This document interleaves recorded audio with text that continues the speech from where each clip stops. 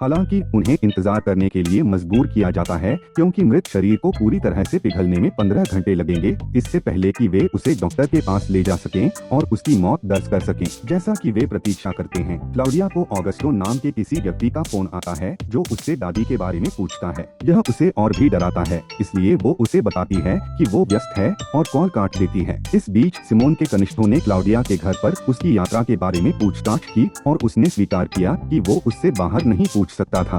वे फिर उसे सलाह देते हैं कि क्लाउडिया को एक अपराधी के रूप में कल्पना करके फिर से प्रयास करें। ऐसा इसलिए क्योंकि सिमोन जब ड्यूटी पर होते हैं तो हमेशा मोटिवेट होते हैं। वो उनकी सलाह लेता है और क्लाउडिया के पास फिर से जाता है। रोसन्ना और मार्गी शरीर को छिपाने के लिए हाथापाई करते हैं, जबकि क्लाउडिया दरवाजे का जवाब देती है। वो कई बहाने बनाकर उसे दूर भगाने की कोशिश करती है, लेकिन अधिकारी अंदर आने पर अड़ा रहता है। कोई विकल्प नहीं होने के कारण क्लाउडिया उसे अंदर जाने देती है और घबराकर पीछे मुड़कर देखती है। उसे राहत देने के लिए रोसन्ना और मार्गी ने पहले ही मृत महिला के चेहरे पर मेकअप लगाकर उसकी देखभाल कर ली है। वो अब मेज पर बैठी हुई है और पूरी तरह से जीवित और स्वस्थ दिख रही है। सिमोन ने ब्रिजेट को खुशी से बधाई दी, लेकिन इससे पहले कि वो कोई जवाब दे पाता, क्लाउडिया जल्दी से उसे दूसरे कमरे में ले जाती है। वहाँ वो अंत में स्वीकार करता है कि वो अपनी पहली मुलाकात के बाद से ही उसे पसंद करता है। क्षण की गर्मी में वो उससे बाहर जाने के लिए भी कहता है, लेकिन जल्दी ही पछताता है। सोचता है कि क्या उसने अपनी सीमाओं को पार कर लिया है। अपने विस्मय के लिए क्लाउडिया हाँ कहती है, इसलिए नहीं कि वो उसे पसंद करती है, बल्कि इसलिए कि वो उसे घर से बाहर करना चाहती है।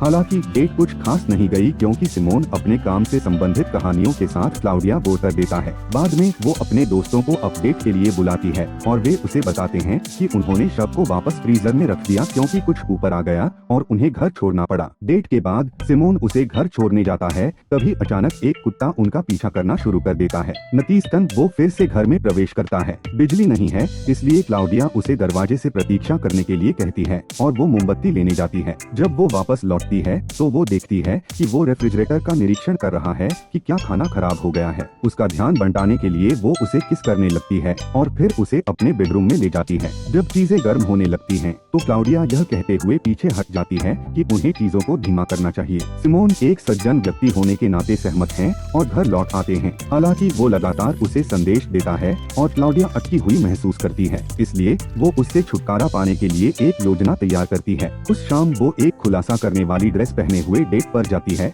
वो अप्रिय व्यवहार करती है और जानबूझकर अन्य मेहमानों से लड़ती है। परिणाम स्वरूप मेहमानों में से एक ने सिमोन के चेहरे पर मुक्का मार देता है। अगले दिन ऑगस्टो कॉल करने वाला क्लाउडिया के घर आता है। वो बताता है कि वो ब्रिजेट का पुराना दोस्त है और उससे मिलने की मांग करता है। क्लाउडिया उससे छुटकारा पाने का बहाना बनाने की कोशिश करती है, लेकिन वो उसे बताता है कि वो 3 दिनों से पड़ोस में डेरा डाले हुए है, लेकिन उसने ब्रिजेट को एक बार भी नहीं देखा। वो फिर उसे चेतावनी देता है कि अगर वो कल तक ब्रिजेट को नहीं देखेगा तो वो पुलिस को फोन करेगा। उजागर होने के डर से क्लाउडिया और उसके दोस्त एक योजना लेकर आए। अगले दिन जब ऑगस्टो दरवाजे पर दिखाई देता है, क्लाउडिया खुद को ब्रिजेट के रूप में प्रच्छन्न करती है और उससे बात करती है। सौभाग्य से वो उसे नहीं पहचानता है और यह पता चला है कि ब्रिजेट और ऑगस्टो अतीत में डेट करते थे। ऑगस्टो का कहना है कि उसकी पत्नी का निधन हो गया है और वो उसके साथ मिलना चाहता है। हालांकि क्लाउडिया उसे बताती है कि उसने किसी और को ढूंढ लिया है और उसे विदा कर देती है। उससे छुटकारा पाने के बाद उसने आखिरकार राहत की सांस ली, लेकिन फिर से दरवाजे की घंटी बजी।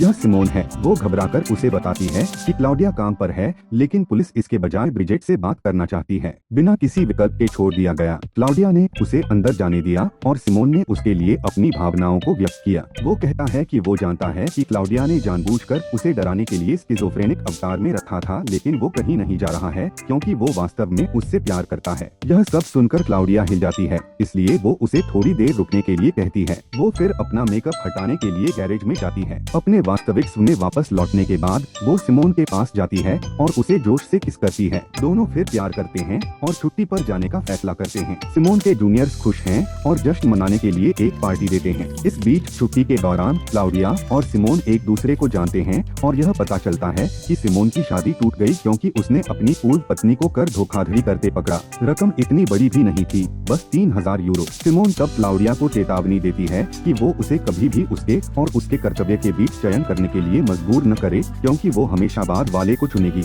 1 महीने बाद क्लाउडिया छुट्टी से लौटती है और अपने दोस्तों को बताती है कि वो गर्भवती है। वो अपने डर को भी व्यक्त करती है कि ब्रिजेट के शरीर के बारे में पता चलने पर सिमोन उसके साथ संबंध तोड़ लेगी, इसलिए वे सभी जल्द से जल्द ब्रिजेट के शरीर को दफनाने के लिए सहमत हैं।